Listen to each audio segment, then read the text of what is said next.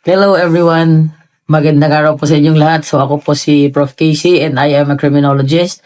So andito po ako ngayon sa Surigao. So meron po tayong lecture na dadaluhan sa Criminologist Licensure Exam Preparation with our troopers from Caritas Christi Review Center. So today our topic is another criminological theory which we called strain theory. Yung strain theory, magpapaliwanag to why are some crimes exist in the community. So one of the reason is our frustrations. That's one of the reasons why other people commit crime. So I apologize for the sound of the vehicle kasi malapit ako sa bintana eh. So bale, bakit nagkukos ng crime? Possibly, yung frustrations natin sa buhay. Ganito kasi yung parang explanation ng strain theory. Lahat ng tao, lahat tayo, meron tayong matatayog na pangarap.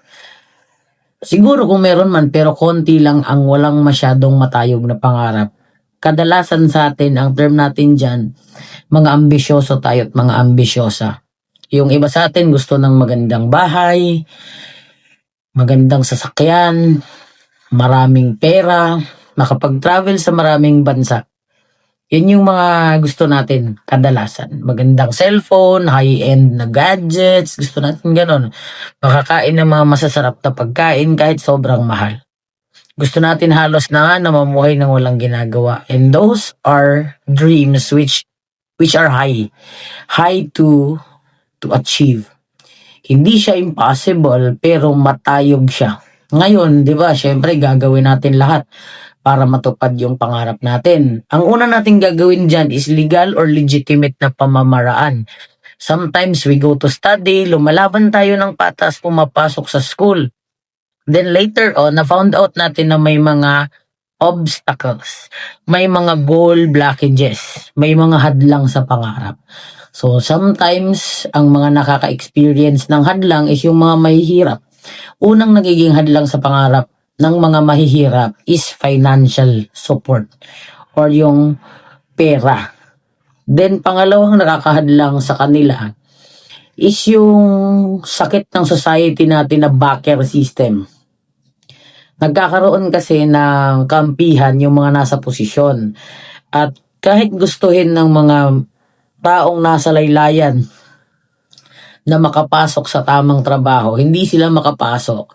Hindi agad matupad yung pangarap nila because nagkakaroon ng kampihan yung mga nasa posisyon na kung saan sila din yung nasa mas mataas na posisyon sa lipunan. Pinapasok nila yung isa't isa sa mga trabaho, or else sinahadlangan nila yung promotion ng mga mahihirap kapag nasa trabaho na, then pinopromote nila yung mga mas close sa kanila. And sometimes nakakapasok sila sa trabaho because meron silang pambayad na pera.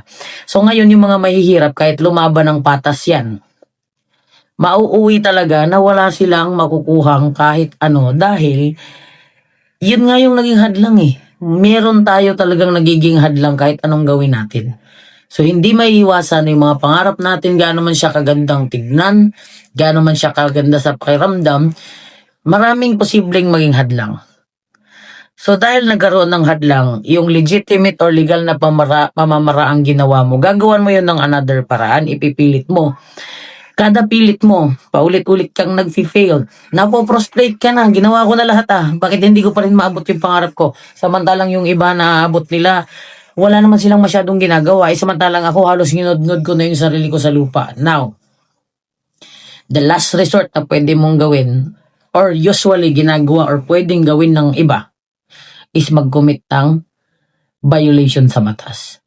For example, wala kang pambayad sa tuition. Gustong-gusto mong magtapos ng pag-aaral. Marami ng term dyan. Yung pinakamabisang term, kapit sa patalim. Depende kung anong kapit sa patalim ang gagawin mo.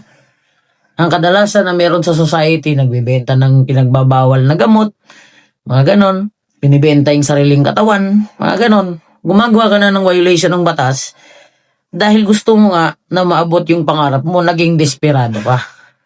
So in short, ang isang tao, kapag nagkaroon ng frustration or failure sa buhay, malaki ang chance na yung taong yan is makapag-commit ng violation ng batas. Yun yung isang problema na ugat kung saan galing yung crime. Strain theory. We failed at some point to achieve our dreams. And nung parang hindi na natin makita kung papaano susolbahin o bibigyan ng lunas yung failure, nag-end up tayo na ang pinili natin is yung illegal na pamamaraan. So ano ang pwede natin gawin dito? Magdadamayan tayo sa isa't isa. Bantayan natin yung isa't isa.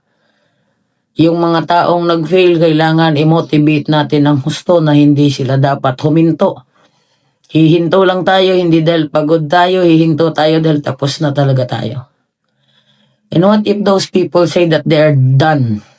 While you're still alive, tandaan nyo, hindi ka pa tapos. Stop, not because you are tired, but stop because you are totally done. And when you are still alive, you are not done yet. So, kausapin natin ang isa't isa, magdamayan tayo, i-motivate natin ang isa't isa, na ano't ano man ang mangyari, hindi tayo hihinto. At huwag tayong magre-resort or pipili ng paraan na ikakakulong natin or ikaka-violate ng batas. Wala tayong magagawa dyan kasi may mga tao talaga na pag nakakaramdam ng parang kasawian sa buhay, nawawalan na sila ng pag-asang maniwala sa tamang sistema. Ayaw na nilang lumaban ng patas. Pero tandaan nyo, gaano man katagal ang paglaban, mauuwi pa rin sa panalo yan. Kaso tandaan nyo rin ito. Yung mga taong lumalaban ng patas, kadalasan matagal po tayong nakaka-achieve ng kaginhawaan. Pero pag na-achieve po natin yung kaginhawaan, magtiwala po kayo, masarap po sa pakiramdam, lalo't naabot nyo yon na wala kayong inaapakang tao. Ngayong araw, ito ang istoryang kriminolohiyang. Maraming salamat po.